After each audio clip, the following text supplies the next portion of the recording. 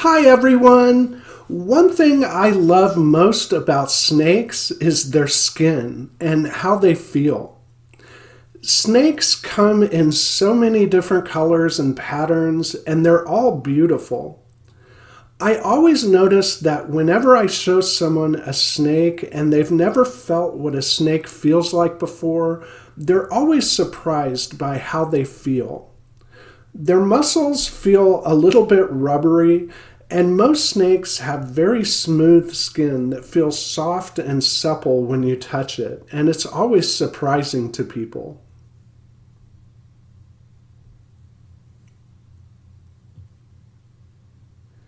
And it is fascinating that throughout their lives, snakes must periodically shed their old skin and replace it with a completely new one.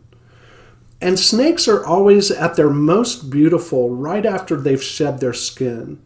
Their new skin is shiny and their colors are at their very brightest. So in today's video, I'm going to share with you some moments when my snakes have just shed their skin and are looking their very best.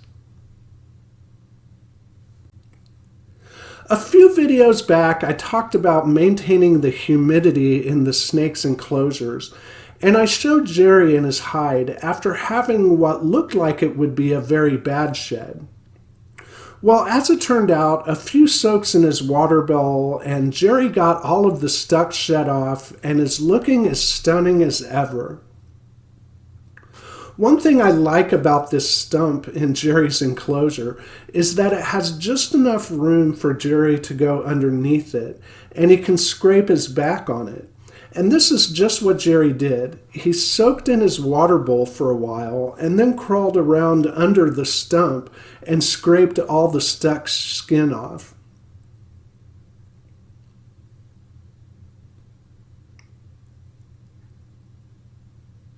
My California king snake, Rex, also just shed his skin. And afterwards, it was like he knew it was his photo shoot time, and he was just posing for the camera. The Latin name for king snake actually means shiny skin. And after shedding, Rex's black and white bands are shiny and brilliant.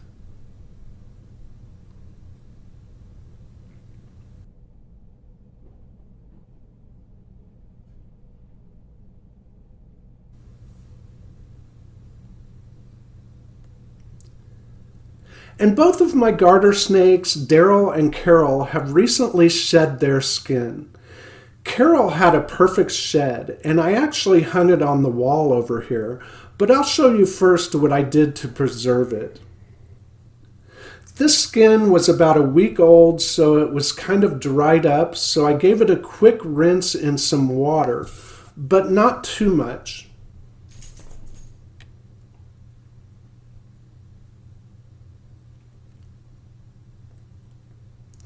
Then I patted it dry on some paper towels.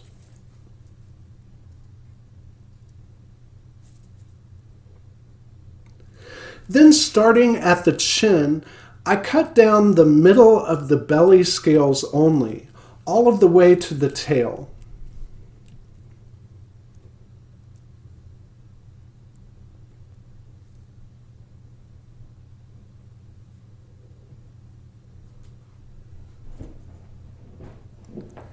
I had to play with this one some and let it air dry some before I could lay it down flat, but then I pressed it for a while between sheets of paper towels with books as weights.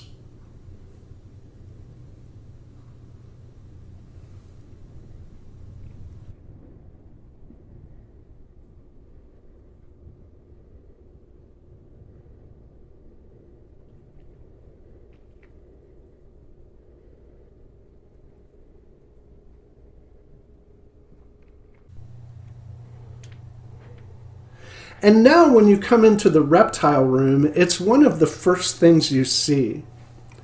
This is really a beautiful skin. Garter snakes get their names because their skin looks like garter belts that people use to hold up their stockings. And looking at the skin, it would be easy to mistake this for a garter belt. So very shortly after Carol shed, Daryl decided that he needed to shed too. Of course, it's easy to tell Daryl and Carol apart as adults because Carol is so much bigger than Daryl. But when Daryl and Carol were babies, the way I told them apart was that Daryl's dorsal stripe was much more deep blue and aqua colored than Carol's. Here is Daryl fresh after shedding his skin, and the chain pattern in his scales and the beautiful blue colors are just looking so gorgeous.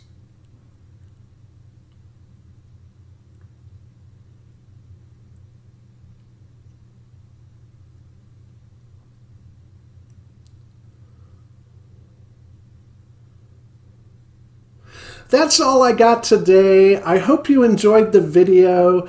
If you did, do me a favor and like and subscribe, and I'll see you in the next video.